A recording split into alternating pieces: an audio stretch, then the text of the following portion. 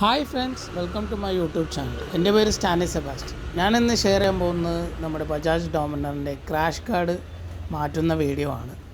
Crash കാർഡിൽ ചെറിയ alterations ചെയ്യാൻ പോവുകയാണ്. അപ്പോൾ ക്രാഷ് കാർഡ് ഊരുന്നതിനായിട്ട് ആദ്യം നമുക്ക് നോക്കാം. ക്രാഷ് കാർഡ് സെറ്റ് ചെയ്ത് വെച്ചേക്കുന്ന ഈ ബോൾട്ടുകളിലാണ് ഒരു ബോൾട്ട് മേളിലും ഒരു ബോൾട്ട് താഴെ. ഈ രണ്ട് ബോൾട്ടുകൾ ഊരിക്കഴിഞ്ഞാൽ നമുക്ക് ക്രാഷ് കാർഡ് ഊരിയെടുക്കാം. കണ്ടോ, ഈ മേളിലത്തെ അലൻ കീ ബോൾട്ടും താഴെ ഒരു നട്ടുമാണ് നമുക്ക് ഊരിയെടുക്കേണ്ടത്. ഇത് രണ്ടും ഊരിക്കഴിഞ്ഞാൽ ക്രാഷ് കാർഡ് നമ്മുടെ കയ്യിലിരിക്കും. ഓക്കെ, അപ്പോൾ ഇതിന് വേണ്ടി വരുന്ന tools: Allen key tool size 6mm. Okay, അപ്പോൾ അലൻ കീ ടൂളുള്ളവർ അതുകൊണ്ട് ഊരാം. ഇനിയിപ്പോൾ ബോക്സ് സ്പാനർ ഉള്ളവരാണെങ്കിൽ ബോക്സ് സ്പാനറിലെ സൈസ് 6 എടുത്താൽ മതി. അത് വെച്ച് നമുക്ക് ഊരാം. ഓക്കെ, ഞാൻ അലൻ കീ ടൂളിലെ നമ്പർ കാണിക്കാൻ ശ്രമിക്കുകയാണ് നിങ്ങൾ. ഇനിയിപ്പോൾ ബോക്സ് സ്പാനറിൻ്റെ നമ്പർ ഞാൻ കാണിച്ചു തരാം. നമ്പർ 6 നിങ്ങൾക്ക് എത്രയും വിസിബിളാണെന്നുള്ളത് എനിക്കറിയില്ല. നമ്മുടെ ബോക്സ് സ്പാനർ എടുത്തിട്ട് നമുക്ക് ഇതിന് കുറച്ച് ലെങ്ത്ത് ആഡ് ചെയ്ത് കൊടുക്കണം. കാരണം അലൻ കീ ബോൾട്ട് ഊരണമെന്നുണ്ടെങ്കിൽ കുറച്ച് ലെങ്ത്ത് നമ്മുടെ സ്പാനർ കുറച്ച് പുറകിലേക്ക് നീങ്ങിയിരിക്കണം. കാരണം ഫ്രെയിമിനോട് ചേർന്ന് നിൽക്കണമല്ല അലൻ കീ, മറ്റേ അലൻ കീ സ്ക്രൂ ഫ്രെയിമിനോട് ചേർന്ന് നിൽക്കുന്നുണ്ട്. ഒരു എക്സ്റ്റൻഡറും കൂടി കൊടുത്തിട്ടാണ് നമ്മളിത് ഊരിയെടുക്കുന്നത്. അപ്പോൾ വേറെ ഒന്നും കൊണ്ടല്ല ഞാൻ ഈ ക്രാഷ് കാർഡ് ഊരിയെടുക്കുന്നത്. ഇതിൻ്റെ സ്ട്രെങ്ത്ത് കുറഞ്ഞിട്ടൊന്നുമല്ല. സ്ട്രെങ്ത്തൊക്കെ പക്കേ നമ്മൾ 8mm അലൻ കീ ബോൾട്ട് ഇട്ട് കൊടുത്തോടെ സംഭവം സെറ്റായി. സംഭവം നല്ല സ്ട്രോങ് ആണ്. പക്ഷേ ലോങ് ഒക്കെ പോകുമ്പോൾ നമുക്ക് ഈ ക്രാഷ് കാർഡിൻ്റെ മുകളിൽ കാല് വെച്ചാൽ കാലും കൂടെ തീറ്റി താഴത്തേക്ക് കൂടെ. അപ്പോൾ കാല് വെക്കാനായിട്ട് സ്ഥലം തന്നെ ഇല്ലെന്ന് പറയാം. കുഞ്ഞ് ക്രാഷ് കാർഡാണല്ലോ. അപ്പോൾ അതുകൊണ്ടാണ് ഞാൻ ഈ മെയിനായിട്ട് ഈ ഓൾട്ടറേഷൻ ഉദ്ദേശിക്കുന്നത്. അതായത് ക്രാഷ് കാർഡ് മാറ്റിയിട്ട് വേറെ ഒരു സാധനം ഞാൻ ഓർഡർ ചെയ്ത് വരുത്തിയിട്ടുണ്ട് ആമസോണിൽ നിന്ന്. അപ്പോൾ ഞാൻ കാണിച്ചു തരാം.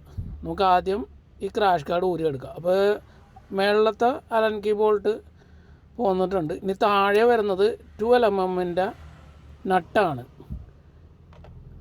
12mm നട്ട് കൂടി ഊരിക്കഴിഞ്ഞാൽ നമുക്ക് ക്രാഷ് കാർഡ് കയ്യിലേക്ക് ഊരിയെടുക്കാം. ഓക്കെ,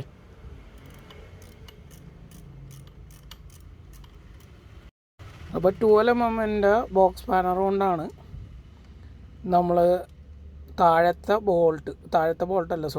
നട്ട് ഊരിയെടുക്കുന്നത്. കണ്ട, ഇതാണ് നട്ട്.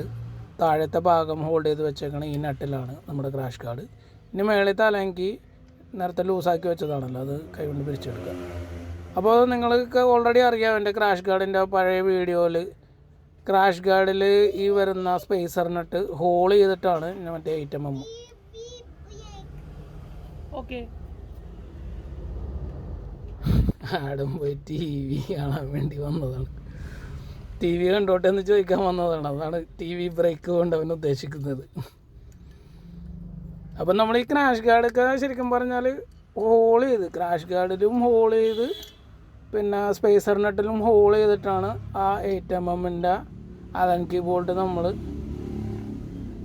സെറ്റ് ചെയ്തത്. കാരണം നമ്മുടെ ബജാജിൻ്റെ കമ്പനി ബോൾട്ട് എപ്പോഴും ഒടിഞ്ഞു പോകുമായിരുന്നു. അതിനെപ്പറ്റി ഞാൻ വീഡിയോ കേട്ടിട്ടുണ്ട് കുറച്ചാൾ മുമ്പ്. ഒരുപാട് പേര് ആ വീഡിയോ കണ്ടിട്ട് ഇവിടെ കൊച്ചിയിൽ വന്നിട്ട് നമ്മുടെ കിരണ്ട വർക്ക്ഷോപ്പിൽ നിന്ന് ക്രാഷ് ഗാർഡിൻ്റെ ബോൾട്ട് ചേഞ്ച് ചെയ്ത് ഈ സെറ്റപ്പൊക്കെ ചെയ്തിട്ട് ഒരുപാട് പേര് പോയിട്ടുണ്ട് നമ്മുടെ കമ്പനിക്കാർ. അപ്പോൾ നമുക്കിനി അപ്പുറത്തെ ഭാഗത്തെ ക്രാഷ് കാർഡ് കൂടി ഊരിയെടുക്കാം. ഇത് ഞാൻ ഇച്ചിരി ഫാസ്റ്റാക്കി കാണിക്കാം, അല്ലെങ്കിൽ നിങ്ങൾക്ക് ബോറടിക്കും.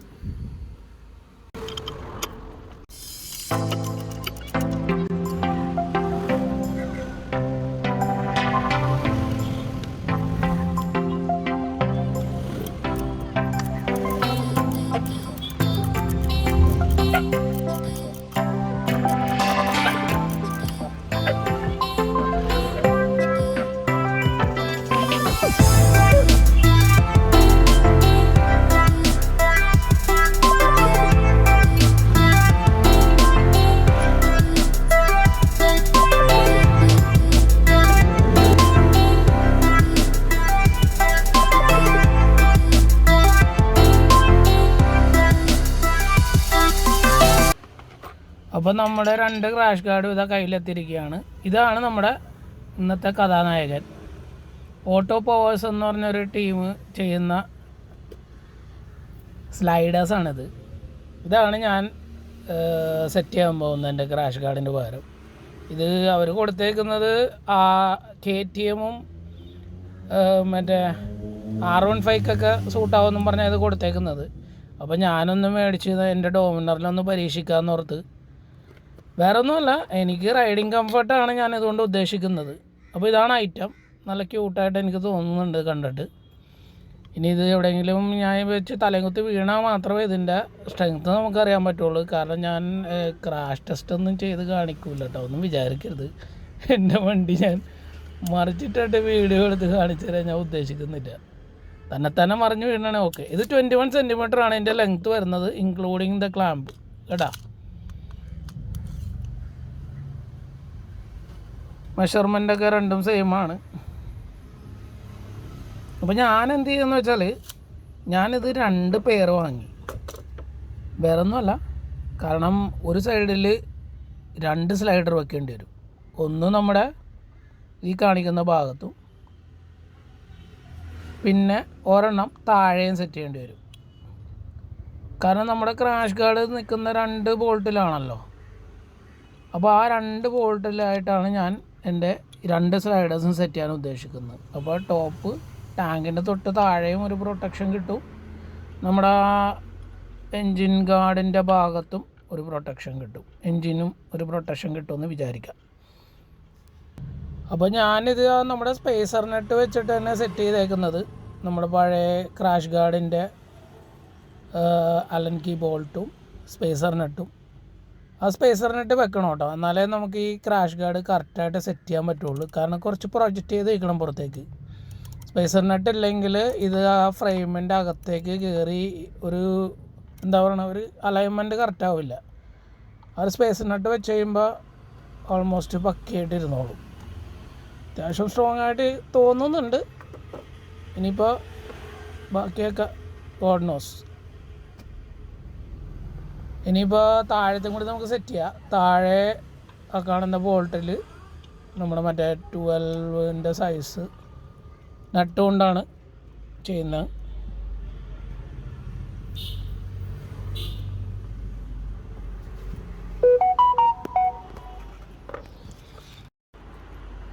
കമ്പനിയിൽ നിന്ന് വാട്സപ്പ് മെസ്സേജുകൾ തുരുതുരാ വന്നുകൊണ്ടിരിക്കുകയാണ്. അപ്പോൾ ഞാൻ ഈ സ്ലൈഡേഴ്സ് ആമസോണിൽ നിന്നാണ് വാങ്ങിയത്. ആമസോണിൽ നിന്ന് ഞാൻ ഒരു പെയർ 599 റുപ്പീസിനാണ് വാങ്ങിയത്. 2 പെയറായപ്പോൾ എത്രയായി? 599 എന്ന് പറയുമ്പോൾ 600 കൂട്ട് 1200 രൂപ. അതിൽ നിന്ന് 2 രൂപ കുറച്ചാൽ മതി. 1198 രൂപയായി എനിക്ക് 4 സ്ലൈഡറിനും കൂടി കൂട്ടിയിട്ട്. അപ്പോൾ സംഭവം അത്രയേ ഉള്ളൂ. ഇനി നമുക്ക് അടുത്ത സൈഡിൽ പോയിട്ട് 2 സ്ലൈഡറും കൂടി സെറ്റ് ചെയ്യാം. അത് കഴിഞ്ഞിട്ട് വണ്ടിയിൽ ഇരുന്നിട്ട് ഇതിൻ്റെ കാല് വെക്കാൻ എവിടെയാണ് ഉദ്ദേശിക്കുന്നത്, എൻ്റെ റിലാക്സിങ് പോയിൻ്റ് കാണിച്ചത്. ഞാനപ്പോൾ വർക്കിൻ്റെ കാര്യങ്ങളായിട്ട് ഇങ്ങനെ ലോങ്ങൊക്കെ പോകുമ്പോൾ എപ്പോഴും ചിന്തിക്കും കേട്ടോ. തൃശ്ശൂർ റൂട്ട് മെയിനായിട്ട് തൃശ്ശൂർ ഹൈവേ കൂടി ഇങ്ങനെ പോയിക്കൊണ്ടിരിക്കുമ്പോൾ എപ്പോഴും ആലോചിക്കും ഇങ്ങനെ, ഈ കാല് വെക്കാനായിട്ട് താഴെ ഒരു ഫുഡ് റെസ്റ്റാ അല്ലെങ്കിൽ ഒരു കമ്പിയെങ്കിലും അവിടെ സെറ്റ് ചെയ്ത് വെച്ചെങ്കിൽ എന്തൊരു ആശ്വാസം ഉണ്ടായിരുന്നു തന്നെ. എപ്പോഴും ഞാൻ ആലോചിക്കുന്ന കാര്യമാണ്. ഇങ്ങനെ ആലോചിച്ച് അവസാനം തന്നെത്താനെ പ്ലാൻ ചെയ്തെടുത്തൊരു ഐഡിയ ആണിത്.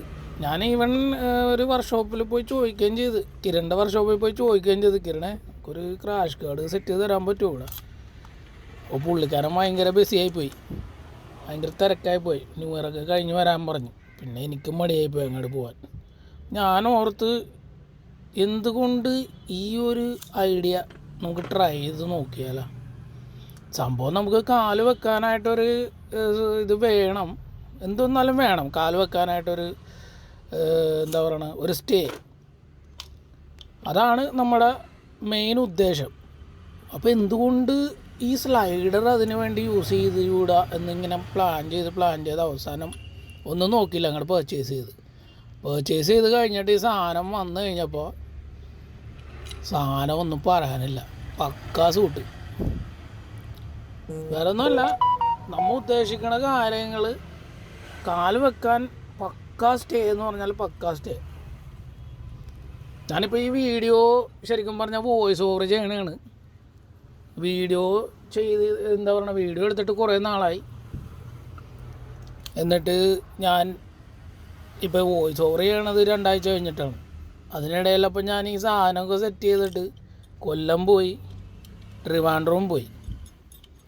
ഞാൻ കൊല്ലം വരെ ഓടിച്ചിട്ട് എനിക്ക് കഴിഞ്ഞ പ്രാവശ്യം ഭയങ്കരമല്ല, പിന്നെ ആ മറ്റേ എയർ കുഷനൊക്കെ ഉള്ളതുകൊണ്ട് അത്യാവശ്യം ക്ഷീണമൊന്നും ഉണ്ടായില്ല. ക്ഷീണം കുറവുണ്ടായിരുന്നു. എന്നാലും കാലിന് ചെറിയ പെയിൻ ഉണ്ടായിരുന്നു, കാലിൻ്റെ ഒടിവിലൊക്കെ ഒരു പെയിൻ ഉണ്ടായിരുന്നു. അപ്പോൾ ഞാൻ എപ്പോഴും ആലോചിക്കും, ഈ കാല് വെക്കാനായിട്ടൊരു സാധനം ഉണ്ടായിരുന്നെങ്കിൽ എന്തൊരു ആശ്വാസം ഉണ്ടായിരുന്നേനെ. അങ്ങനെ കൊല്ലം വരെ ഞാൻ ഈ സാധനം ഈ സ്ലൈഡറിൽ കാല് വെച്ച് ഓടിച്ച്. എപ്പോഴൊക്കെ എനിക്ക് ഒരു ഫുഡ് റെസ്റ്റിൽ വെച്ച് ഓടിച്ച് മടുപ്പ് വന്നപ്പോൾ അപ്പം തന്നെ കാലങ്ങാട് വെച്ചിട്ട് ഞാൻ ഓടിക്കും. അങ്ങനെ ഓടിച്ചിട്ട് കൊല്ലം എത്തിക്കഴിഞ്ഞിട്ട് എനിക്ക് ഒരു ക്ഷീണവും ഇല്ല. ഞാനോർത്ത് തന്നപ്പോൾ പിന്നെ ട്രിവാൻഡ്രം വിട്ട് കൊടുത്താലാ. അങ്ങനെ നേരെ ഒറ്റ സ്ട്രെച്ചിൽ അങ്ങോട്ട് നേരെ ട്രിവാൻഡ്രം അങ്ങോട്ട് പോയി. കൊല്ലത്തുനിന്ന് ഒരു 10 മിനിറ്റ് 10-15 മിനിറ്റ് ഒരു ബ്രേക്ക് എടുത്തോളൂ ഞാൻ കൊല്ലത്ത്. അതിന് നേരെ ട്രിവാൻഡ്രം വെച്ച് പിടിച്ചു. ട്രിവാൻഡ്രം വരെ പോയി രാത്രി ഒരു 8-9 മണിയായപ്പോൾ തിരിച്ച് വീട്ടിലെത്തി. നൈസ് റൈഡായിരുന്നത്. അന്നോടെ എനിക്ക് മനസ്സിലായി എൻ്റെ പ്ലാനിങ് സക്സസ്ഫുള്ളായി എന്നുള്ള കാര്യം. കാരണം ഭയങ്കര കംഫർട്ടെന്ന് പറഞ്ഞാൽ ഭയങ്കര കംഫർട്ടായിപ്പോയി. അപ്പോൾ കംഫോർട്ട് വൈസ് 100-ൽ 110% ഞാൻ ഗ്യാരണ്ടി പറഞ്ഞതാണ്. പിന്നെ ഇതിൻ്റെ സ്ട്രെങ്ത്തിൽ ഞാൻ ഒരിക്കലും ഗ്യാരണ്ടി പറയില്ല, കാരണം ഇതെന്തോരം സ്ട്രെങ്ത് ആണെന്ന് എനിക്കറിയില്ല. ഇതാണ് ഞാൻ പറഞ്ഞ കണ്ട പൊസിഷൻ, കാല് വെച്ചേക്കണ നോക്കി എന്ത് നൈസാണെന്ന് അറിയാം. ഇങ്ങനെ വെച്ച് ഓടിക്കാനായിട്ട് നല്ല കൂളിങ് എയർ പാസേജും കിട്ടും നമുക്ക് ഈ തുടയുടെ ഭാഗത്തൊക്കെ. വണ്ടി ഹീറ്റ് ആവണമെന്നുണ്ടെങ്കിൽ നമ്മൾ അറിയേയില്ല. ശരിക്കും പറഞ്ഞാൽ നല്ലപോലെ എയർ ഇങ്ങനെ നമ്മുടെ തുടയുടെ ഇടയിൽ കൂടി ഇങ്ങനെ നൈസായിട്ട് ഫ്ലോ ചെയ്ത് പോയിക്കോളും. ഭയങ്കര റിലാക്സിങ് ഫീലിംഗ് ആണ്, ഒന്നും പറയാനില്ല. ഇനി അപ്പുറത്തെ സൈഡിലെ ആംഗിളും കാണിച്ചു തരാം. ഇതുണ്ട് റൈറ്റ് സൈഡിലെ ഫുഡ് വെച്ചേക്കുന്ന സ്ഥലം കണ്ടോ, നമ്മൾ കാല് വെച്ചേക്കുന്ന സ്ഥലം ഭയങ്കര കംഫർട്ടബിളാണ്. ലോങ് റൈഡ് പോകണം ഇങ്ങനെ സെറ്റ് ചെയ്തിട്ട്. ഈ മേളിൽ വെച്ചിട്ട് ഓടിക്കുമ്പോഴേ എനിക്ക് തുടയിൽ ഇങ്ങനെ മസിൽ ക്യാച്ച് പോലെ വന്നിട്ടുണ്ട്. അതുകൊണ്ട് തന്നെയാണ് ഞാൻ താഴെ പ്ലാൻ ചെയ്തത്. മേളിലൊരു ബാർ സെറ്റ് ചെയ്താൽ നമ്മൾ ഉദ്ദേശിക്കുന്ന കംഫർട്ട് വരുന്നില്ല. അപ്പോൾ ഇതാണ് സൈഡിൽ നിന്നുള്ള അതിൻ്റെ വിസിബിലിറ്റി. സംഭവം അത്യാവശ്യം നല്ല ഹൈറ്റിലാണ് നിൽക്കുന്നത്. അപ്പോൾ നമ്മുടെ ഫുഡ് പാക്കും സൈലൻസറും ഉരഞ്ഞു കഴിഞ്ഞിട്ടേ സാധനം വരെയുള്ളൂ നമുക്ക് കിടത്തുമ്പോൾ. പിന്നെ വണ്ടി വീണു പോയാൽ വരെയുമെന്ന് തോന്നാലും. Okay, thanks for watching my videos.